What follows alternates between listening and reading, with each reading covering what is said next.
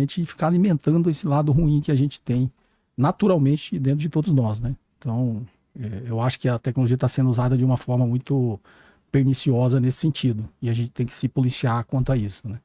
E o trabalho que eu tenho feito no meu canal é tentar sempre despertar reflexões nas pessoas, né? Apesar de eu falar muito sobre economia e finanças, eu procuro despertar mais esse lado reflexão. Será que tá certo mesmo? Será que esse é o caminho?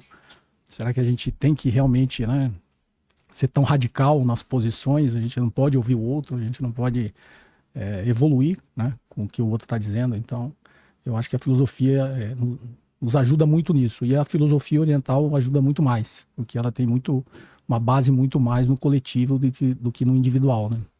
Pois é. E esses livros aí, a gente falou de não ler, que o pessoal não tá lendo. Trouxe de presente, Eu até leio esqueci bastante. Que são? É que eu falei, vou dar um espaço maior, porque senão vai achar que é presente inútil também. Né? Não, isso aqui são os presentes úteis. São dois livros meus aí. Esse eu escrevi em 2011, é uma análise fundamentalista, né? Como obter uma performance superior e consistente no mercado de ações, é um livro de avaliação de empresas. E esse Fábula do Estado. É a Fábula do Estado da Ilha, como a economia e os mercados funcionam. Esse teve origem numa série de 20 vídeos que eu fiz no meu canal, para explicar. Foi interessante que eu fiz, na verdade, um vídeo para explicar como a economia funciona, assim, o início, né? Sim. Aquela historinha de criança, por isso chama Fábula do Estado da Ilha. Eu criei uma ilha imaginária. Então, conta pra gente como que.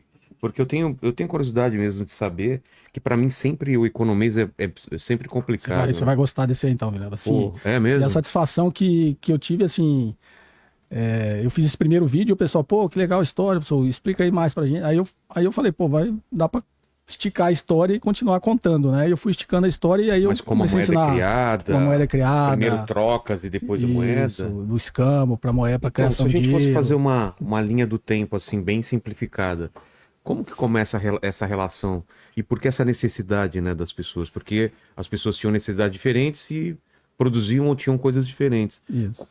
Assim começa? Começa com o escambo, né? Eu produzia peixe, você produzia trigo, a gente trocava conforme a nossa necessidade. Mas, obviamente, eu tinha um excedente que eu não conseguia, você não ia precisar, isso também tinha um excedente que eu não ia precisar. Como eram produtos perecíveis, existe uma perda, né? Então, a criação de uma unidade comum chamada moeda ou dinheiro foi justamente para que que não fosse perecível, para que a gente conseguisse poupar os excedentes, né? Então, sei lá, foi criado lá, agora o sal é a moeda de troca. Tá. Então a gente usava o sal como uma moeda comum e a gente podia trocar isso na comunidade toda. Porque né? é uma coisa que todo mundo queria. É uma coisa que tem utilidade, não perece, todo mundo queria. Depois, obviamente, virou os metais, né? Cobre, prata, ouro. O pessoal fala até que teve concha, o pessoal trocava concha. Tudo utilizava. Inclusive é uma criação que só nós seres humanos fomos capazes de fazer, o Homo sapiens, né? Que é acreditar em coisas abstratas, né? Total, o dinheiro é um né? delas e o Estado é uma coisa abstrata que nos fez chegar onde a gente chegou, né? Porque a gente só conseguiu suplantar os Neandertais, né? Que eram muito mais fortes do que os Homo sapiens.